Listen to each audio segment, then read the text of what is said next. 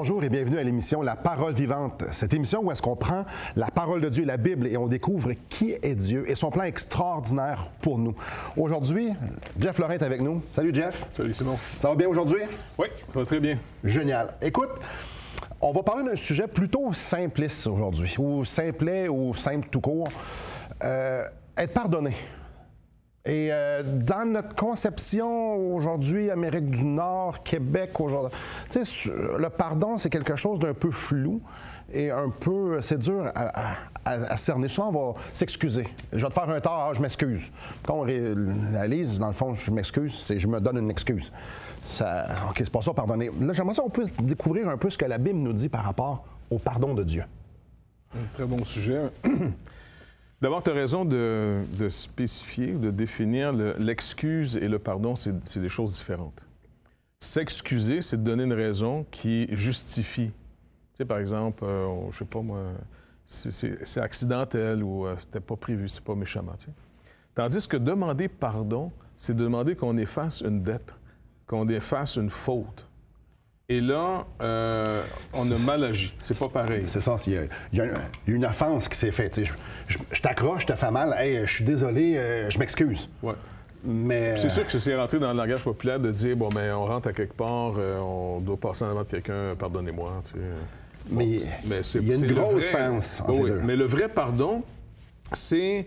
Je donnais une illustration. Supposons que tu es chez toi puis tu regardes les enfants du voisin en train de jouer au baseball. Il y a une annonce là, qui ressemble un peu à ça. Ouais. Et puis là, tu avertis les jeunes en disant, écoutez, les gars, c'est pas la place pour jouer au baseball là, parce que si les vitres, là, ça se brise. T'sais. Ah non, viens savoir, monsieur. Puis là, tu vas voir son père. Tu dis, écoutez, c'est peut-être bon d'avertir vos enfants d'aller jouer plutôt au parc. Là, ah non, il faut les laisser libres. OK. Ça fait que, comme de fait, à un moment donné, ils font un court-circuit dans ta vitre. Ça éclate, une grosse vitre. Oh, mais je m'excuse, monsieur, j'avais pas vu la balle. Maintenant, supposons que moi, je suis ton voisin. Ouais. Puis là, tu vas comprendre un peu l'illustration ici. Vas-y. Moi, je peux pas dire à ton voisin que dans le sens où je te parlerai à toi en disant, écoute, moi, je le pardonne. Tu vas dire, ben écoute, t'as pas pardonné ici, c'est pas ta vitre qui était cassée. Donc, le pardon va être donné par celui qui est offensé. Parce que si tu pardonnes, par exemple, le voisin vient te voir, puis là, d'abord, il veut donner des excuses. Ah, ils sont jeunes, ils sont aussi. Ouais. Tu vas dire, non, je veux rien savoir, je les ai avertis, je vous ai avertis, la vitre est pétée. C'est plus un accident, là. Là, c'est plus un accident. Ils ont été avertis, ils ont désobéi, ils ont continué à faire. Et là, maintenant, ils sont responsables. Tu as une vitre de cassée, toi, là. Supposons, on va mettre ça exagéré, là, c'est énorme. C'était, je sais pas moi. Ça prend le mur au complet qu'à tomber, là. Voilà. Et puis, mais tu veux faire réparer ça parce que l'hiver s'en vient. Là. OK? Maintenant, si ton voisin ne te demande pas pardon, il est responsable de remettre la situation comme elle était avant la faute. Mais s'il ne peut pas, et puis toi, tu décides de le pardonner, tu sais, supposons que tu dis, OK, le gars te demande pardon, écoutez, oui, j'étais dans mon tort, ça, mais j'ai pas d'argent, je t'avais de faire faillite en ce moment, ça va pas bien, je vous demande pardon. Eh bien là, si toi, tu lui accordes le pardon, c'est que toi, tu dois payer ta vitre. C'est ça, pardonner. C'est de payer la faute de l'autre et de renvoyer l'autre libre de toute dette. C'est pour ça que dans Notre Père, on apprend dans, tu sais, pardonne-nous nos péchés comme nous pardonnons aussi à ceux qui nous ont offensés. Et je pense, Luc, si je ne me trompe pas, c'est Luc ou Matthieu, je pense que c'est Luc qui dit pardonne-nous nos dettes, comme nous aussi, on va absoudre les dettes de ceux qui nous doivent. OK? Donc, quand une offense est faite, je t'offense. Ouais. Là, c'est comme je viens de me créer une dette envers toi. Ouais. Si je te demande pardon, toi, tu dis, c'est parfait, je vais payer la dette. Je vais l'absoudre. Je m'occupe du tort qui a été fait. Ouais. Ça, c'est le pardon biblique. Ouais. J'aimerais ça qu'on puisse regarder un texte. C'est le texte de David, c'est un texte de David, un psaume de David, où est-ce que David exprime la joie d'être pardonné par Dieu. Donc, j'en fais la lecture ici. J'aimerais vous inviter à la maison de prendre vos Bibles et de tourner dans le psaume 32. Psaume 32. Heureux celui à qui la transgression est remise, à qui le péché est pardonné. Heureux l'homme à qui l'Éternel n'impute pas l'iniquité, et dans l'esprit duquel il n'y a point de faute. Tant que je me suis tu, mes os se consumaient, je gémissais toute la journée, car nuit et jour, ta main s'appesantissait sur moi. Ma vigueur n'était plus que sécheresse comme celle de l'été. Je t'ai fait connaître mon péché, je n'ai pas caché mon iniquité. J'ai dit, j'avouerai mes transgressions à l'Éternel, et tu as effacé la peine de mon péché. J'aimerais ça qu'on puisse, durant cette émission-là, Jeff, orienter le pardon sur ce que Jésus-Christ a fait, parce que c'est le pardon le plus... c'est la dette qui a été payée la plus énorme dans nos vies. Mais ici, on peut voir, il y a beaucoup de heureux. Heureux l'homme à qui il n'y a pas de péché contre Dieu. Et ici, il fait allusion à un péché qui ne nous dit pas nécessairement c'est lequel, mais que tant qu'il n'a pas demandé pardon, tant qu'il n'a pas reconnu devant Dieu, il était dans une situation pas mal délicate. Même Dieu, on peut voir que Dieu allait vers lui de certaines façons. On peut voir que nuit et jour, sa main s'appesantissait sur moi. Donc, Dieu voulait rentrer en communication avec David pour que justement cette question de péché-là puisse être réglée. Donc, ce qu'on va faire, j'aimerais ça qu'on puisse prendre une pause, puis qu'après, on puisse déballer un peu ça, tranquillement, pas vite, ensemble. Donc, mes chers amis, on va aller à la pause, et j'aimerais ça vous inviter à revenir avec nous pour que, justement, on puisse découvrir ensemble le bonheur de ce que ça veut dire d'être pardonné de Dieu. Pardonner quand que nos péchés soient pardonnés. Donc, restez avec nous.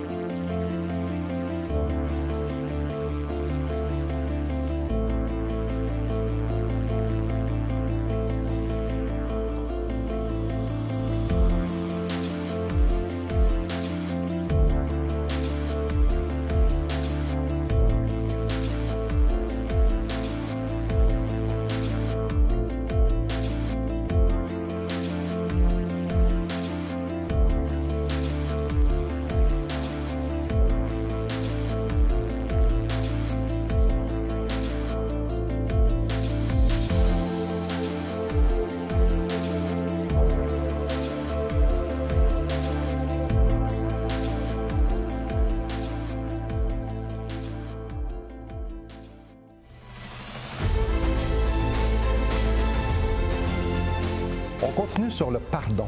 Le pardon qu'on doit donner ou qu'on doit demander. Et c'est important de comprendre... L'idée ici, c'est de pas d'avoir une résignation passive. L'idée ici, c'est pas de dire « Ah non, regarde, tout est beau, tout est correct, regarde », parce qu'il y a vraiment des choses dans la vie qui peuvent faire mal. Qu'on pêche contre Dieu, c'est sérieux. Qu'on pêche contre les autres, c'est sérieux. Il y a différentes gradations. Les gens qui nous écoutent, tout le monde a déjà péché contre nous, et certains plus que d'autres. Et avec Dieu, on transgresse la loi. Donc, parlons un peu de ça, le pardon, le prix de la vite de tantôt. Si on prend d'abord quelque chose qui nous est plus proche de nous, les fautes qu'on nous a faites, et quelqu'un vient nous revoir des années plus tard et nous demande pardon.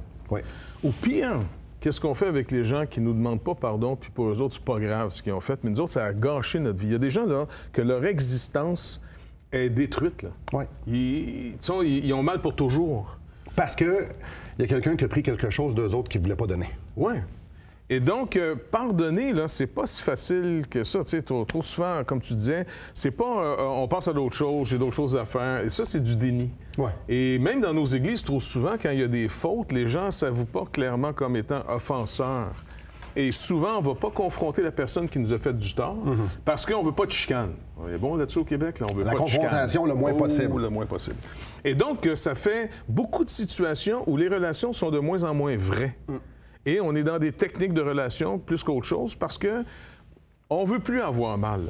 On veut plus que les gens nous niaisent. On veut plus se faire abuser. On peut pas avoir la paix. Exactement. Donc, pour qu'il y ait d'authentiques relations, il faut qu'il y ait une authentique confiance dans l'autre. Et la confiance, c'est quelque chose qui peut se briser très facilement. Oui. Par maladresse, quelquefois, ou d'autres fois, par méchanceté. Mais, je dis, c'est le pont. C'est le pont qui fait qu'on peut aller l'un vers l'autre. C'est le pont de la confiance. Quand la faute vient dans notre vie, la confiance est brisée. OK? Quelqu'un vient te demander pardon.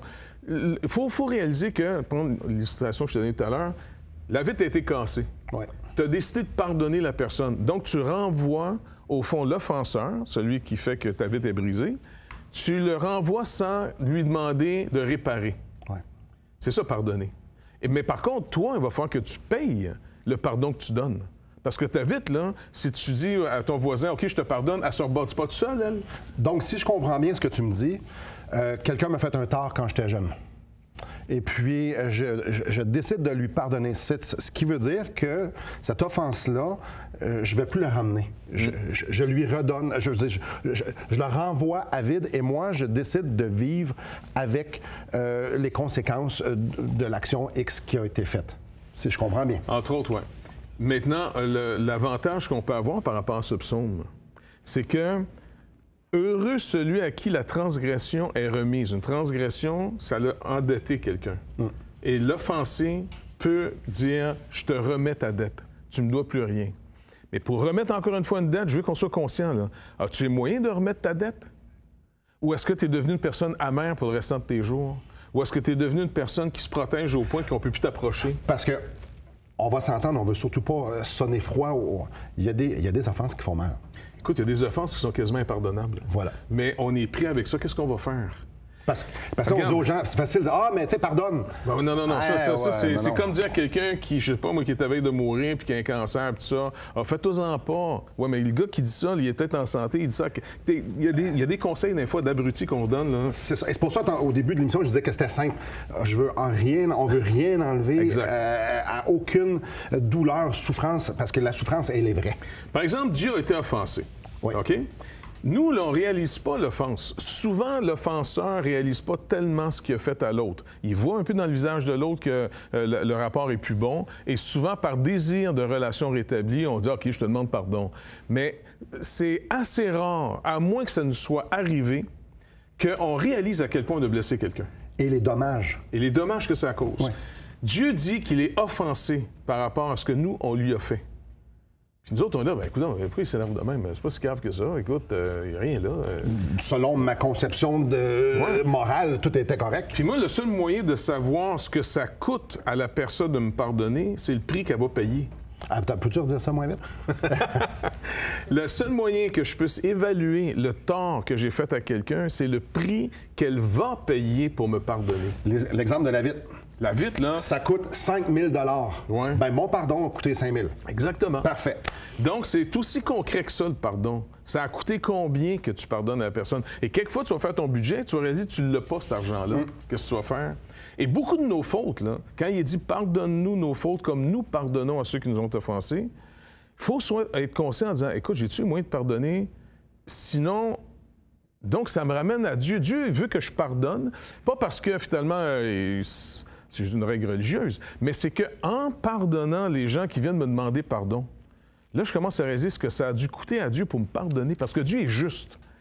Dieu étant juste, là, il ne peut pas fermer ses yeux sur ce que j'ai fait. Alors, il y a un problème, Dieu. S'il m'aime, mais il est juste. Parce que dans nos relations humaines, trop souvent, les gens qui aiment, ils pardonnent trop facilement parce que c'est une forme de déni, parce qu'ils préfèrent aimer.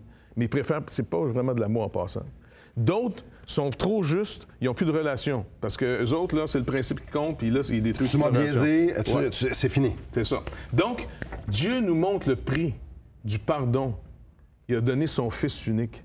Dieu a dû se faire un être humain. Dieu a dû réparer une dette énorme.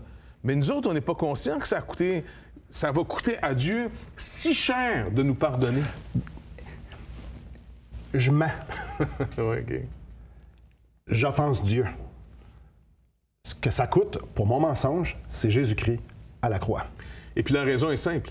On a oublié qui on était. On a oublié qu'on était l'image de Dieu. Et quand tout ce que je fais qui est contraire à cette image que Dieu est, alors finalement, j'offense Dieu. Et c'est vraiment... Écoute, on est devenus des dieux pour nous-mêmes. Ouais. Fait que là, on pense que, ben moi, ça a commencé avec moi, ça va finir avec moi. Dieu dit non, t'as pas compris. Tu as été créé à mon image. Donc, tout ce qui ne représente pas Dieu dans ma vie est une offense à Dieu. Tout mon manque d'amour, mon manque de justice, mes agressions, mes mensonges, tout ce qui est contraire à la nature de Dieu que je devais normalement réfléchir, manifester en tant qu'image de Dieu, je dis, j'ai tout brisé ça, moi, là. Et le prix que Dieu doit payer pour me pardonner est énorme. Bien, en fait, Jésus est venu prendre la colère du jugement de Dieu qui me revenait à moi. C'est lui qui l'a eu. Donc, c'est un prix qu'en fait, on ne pourra pas comprendre entièrement ici, ce bas sur terre. On va juste le comprendre au ciel. Et ce qui est intéressant de ce qu'on est en train de discuter, c'est que la place où aller chercher le pardon, c'est dans notre relation avec Dieu. En fait, c'est de reconnaître le pardon qu'on a reçu pour pouvoir le donner. Et après la pause, c'est exactement ce qu'on va faire. Nous allons discuter sur... On va méditer sur le pardon qu'on a reçu et comment prendre ce même pardon-là et de pouvoir l'appliquer dans nos relations. Donc, restez avec nous.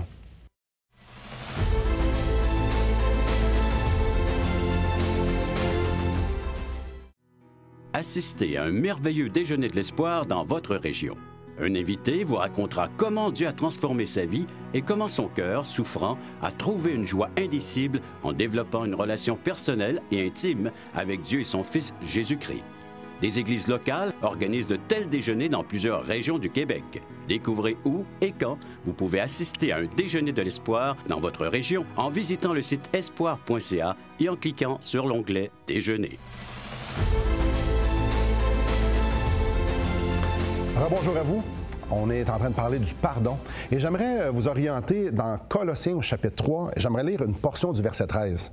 « Pardonnez-vous réciproquement, de même que Christ vous a pardonné, pardonnez-vous aussi. » Avant la pause, on parlait qu'on doit aller chercher dans le pardon qu'on a reçu de Dieu ce qui est nécessaire pour qu'on puisse avoir des relations, qu'on puisse pardonner aux autres. Jeff, j'aimerais ça qu'on puisse vraiment cerner bien comme il faut quel genre de pardon qu'on a et comment ça peut influencer nos relations de tous les jours. Bien, dans le sens qu'on a tous un modèle dans notre tête sur lequel on est en train de calquer les relations qu'on établit avec les uns et les autres. Si j'ai l'idée que je dois pardonner tout le monde, mais sans qu'il y ait aveu de faute, je ne suis pas dans le pardon biblique, là. Puis deux, si je pardonne aux gens qui me demandent pardon, puis là, je laisse les gens revenir dans ma vie, c'est pas encore biblique, là. Parce que mon modèle du pardon, c'est Dieu. Pardonnez-vous comme Christ vous a pardonné. Comment il nous a pardonné? D'abord, il a payé la dette. Il a subi la dette que ça a causée. Donc, il est en train de me montrer, quand il me pardonne, ce que ça a coûté, l'ampleur de la faute. On ne peut pas banaliser quelque chose, surtout quand c'est grave. Et je le reprends dans d'autres mots, il est important de ne pas d'amoindrir l'offense. Non. Il y a eu une offense et c'est correct qu'on remarque l'offense, même qu'on soit en colère contre l'offense, parce que c'est grave. Ben parce que notre intégrité a été affectée ou peu importe quel genre d'offense elle était. C'est correct de dire non, j'ai été offensé.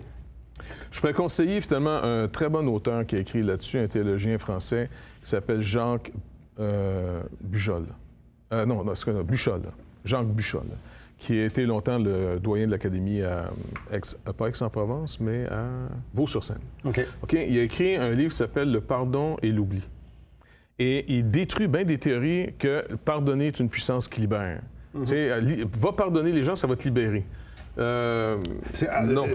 Jésus, Dieu, c'est pas... En fait, c'est pas ça qui est arrivé. Là. Non. Et puis, c'est vrai qu'il y a des effets secondaires très positifs à relâcher les dettes que les gens t'ont causées, finalement. C'est vrai. Mais il faut que ça soit fait de manière biblique. Dieu demeure notre modèle.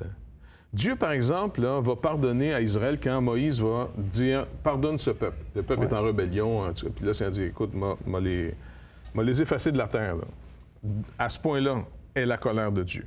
Moïse, finalement, plaide pour le peuple et Dieu dit « D'accord, je ne les détruirai pas. Mais je le jure, puis je leur pardonne. À cause de toi, Moïse, tu me demandes de leur pardonner? OK, je pardonne. Mais, je le jure, ils n'entreront pas dans mon repos. Ils n'auront pas le privilège de la relation. Ils n'auront plus le privilège de ce que je voulais leur donner. Donc, on voit ici qu'on peut pardonner à quelqu'un qui a avoué ses torts et de dire néanmoins, je te pardonne, je réclamerai plus ce que tu me dois, je réclamerai plus vengeance non plus qu'on te fasse du mal à cause de ce que tu m'as fait. Par contre, tu n'as plus le droit de venir dans ma présence. Les gens, ben, t'es chrétien, tu lui as pas pardonné? Certainement, je lui ai pardonné, mais je ne lui donne plus le privilège de la relation. C'est pas un droit à la relation. C'est un privilège. C'est un privilège. Donc, une personne qui a été trop loin, qui vient te demander pardon et qui te demande authentiquement pardon, sais-tu quoi? Si tu lui dis, OK, je ne cherchais plus à me venger, je te remets finalement ta dette, mais tu vas me faire une faveur. Si vraiment tu es repentant de ce que tu me dis, je ne veux plus te voir. C'est clair? L'autre devrait répondre. Tu as tout à fait raison, je comprends très bien. Mais si l'autre dit, ben non, tu es supposé me pardonner, là, tu as affaire à un manipulateur. Et là, c'est pas un vrai pardon, c'est une personne qui veut pas les conséquences de ses gestes. Voilà. Pas pareil. Donc, un agresseur reste un agresseur. Et un agresseur repentant, une repentance que Dieu lui a donnée, c'est quelqu'un qui va assumer les conséquences. Ben oui. Un chrétien, c'est quelqu'un qui a avoué ses transgressions, parce que Dieu nous met dans la lumière. Quand tu dis à la personne les fautes qu'elle t'a faites, tu fais de la lumière sur la situation que peut-être la personne n'a même pas réalisée. Et elle est supposée de voir dans ta lumière ce que tu es en train de lui dire, comment ça t'a blessé. Si elle refuse, alors là, tu devrais être très prudent sur le type de relation que tu as avec cette personne. Si la personne, par contre, voit ce que tu lui dis, elle le voit, le mal qu'elle t'a fait, elle te demande authentiquement pardon, elle comprend très bien après que tu n'as peut-être pas la capacité de lui laisser les privilèges de la relation. Je nous ramène à Dieu. Nous, on a offensé Dieu. On a parlé dans le deuxième segment. On a brisé sa loi. On a un mauvais reflet de son image. Nous, on offense Dieu. La Bible nous parle que nous sommes ses ennemis à un tel point qu'on offense Dieu. La Bible nous parle qu'on est séparés de lui à un tel point qu'on l'a offensé. Et Jésus-Christ est venu payer cette dette-là. Ouais. Jésus-Christ est venu pour justement porter la condamnation. Venez payer le prix pour qu'il y ait une réconciliation. Je me tourne vers Jésus et je lui dis « Sauve-moi ». Je crois que tu es mort pour mes péchés. Je crois que ta justice est suffisante pour pouvoir laver ma dette auprès du Père. Et là, Dieu, dans sa grâce incroyable, lui rétablit la relation. Parce que là, il nous accorde non seulement le pardon, ce qui est déjà une grâce, mais en plus, il nous donne à nouveau le privilège de la relation. Et là, ça, c'est vraiment exceptionnel. On peut réfléchir à ça pendant le reste de l'éternité. C'est ce qu'on va faire. Dieu, non seulement il nous pardonne, mais il nous dit « rentre à la maison ». Exactement, oui. Mes chers amis, le pardon de Dieu est incroyable. Un pardon complet. Non pas un pardon bonasse. Le prix a réellement été payé. Nous avons transgressé, Dieu a payé. Et non seulement ça, Dieu dit, viens à moi. On va passer le reste de l'éternité ensemble. Peut-être que vous avez des questions, peut-être que vous avez des commentaires à faire. En bas de l'écran, il va y avoir toutes les informations pour que vous puissiez nous contacter. Et après la pause, nous allons terminer cette émission justement en contemplant encore et encore ce pardon que Dieu nous offre. Restez avec nous.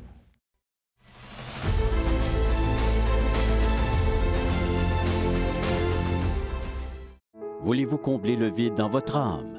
Avez-vous soif d'une sérénité intérieure? La souffrance de votre cœur vous lasse-t-elle? Appelez dès maintenant pour recevoir gratuitement un évangile de Jean pour connaître l'amour de Dieu, un Nouveau Testament pour trouver des réponses à plusieurs de vos questions, le livre Destination finale pour comprendre la nécessité du salut et finalement la Bible et le salut qui nous explique comment recevoir Jésus. Contactez-nous à espoir.ca ou composez 1-877-l'Espoir.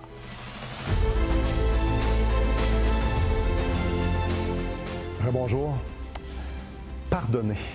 J'aimerais, juste pour un instant, clarifier quelque chose, ou en fait, peut-être me mettre dans vos souliers. Peut-être que vous êtes en train de nous écouter puis vous dites « Ouais, mais il ne comprend pas, moi, ce que j'ai vécu. » C'est vrai. Je ne sais pas ce que vous avez vécu. Mais il y a une chose que je sais. C'est que lorsqu'on contemple ce que Jésus-Christ a fait pour nous, et lorsqu'on se sature, lorsqu'on remplit nos pensées de ça, et lorsqu'on sonde les Écritures, et on contemple le gouffre qui a été comblé et la dette qui a été payée, là se trouve le pardon. Allez pas offrir un pardon facile où on va juste dénier tout ça. Non, c'est pas de ça qu'on est en train de parler, mais plutôt, prenez le temps. Et certaines offenses peuvent prendre très longtemps. aller chercher le pardon qu'on va offrir aux autres, où est-ce qu'on l'a eu à Christ. Mais prenez le temps. Et Dieu va vous libérer, Dieu va vous donner cette paix-là, Dieu va vous donner, va vous débarrasser de ça. Jeff, j'aimerais qu'on puisse terminer l'émission. J'ai demandé pardon pour mes péchés, j'ai demandé à Jésus de me sauver. Je mets ma foi dans son sacrifice. Je suis chrétien. Je pêche encore. Je fais quoi? Bien, écoute, pour prendre l'expression ou même la compréhension que Luther avait finalement sur ce rapport-là avec Dieu, j'ai péché, bien, la repentance, c'est toute une vie. Mm-hmm. On commence une véritable repentance avec Dieu parce qu'il nous met de plus en plus en lumière, mais pas pour nous rejeter, pour déclarer sans arrêt une bonne nouvelle. Je t'ai pardonné. Non seulement on est pardonné, mais en plus, il dit, j'ai mis ma justice à ton compte pour garantir la relation. C'est dans cette relation où Dieu pourvoit que, un, d'abord, on est restauré devant Dieu, mais deux, qu'on a la capacité, parce qu'on est restauré, on est comblé nous-mêmes par le pardon et ses effets secondaires qui est de nous faire entrer dans sa maison, que Dieu devienne notre Dieu favorable. Je trouve la provision maintenant pour relâcher la dette des autres aussi. J'ai les moyens, mais c'est correspondant avec Dieu et moi, là. Et c'est dans ce sens-là que le Seigneur peut nous dire « Pardonnez-vous vos fautes comme Christ vous a pardonné. » Mes chers amis, on a un grand Dieu qui veut nous pardonner. Un Dieu qui a tout fait pour pouvoir nous pardonner. Et encore, il nous déclare qu'il n'y a aucune condamnation pour ceux qui sont en Jésus-Christ. Le sang de Jésus nous purifie de tout péché. Tout ce qu'on a à faire, dire « Seigneur, sauve-moi, Seigneur, pardonne-moi ». Et bien évidemment, en ce qui concerne les autres, comme on l'a mentionné encore et encore, c'est d'aller puiser dans ce pardon-là et d'aller puiser dans cet amour-là et de prendre le temps et d'offrir un pardon biblique. Merci beaucoup, Jeff. Merci beaucoup. Merci à vous et que le Seigneur vous bénisse.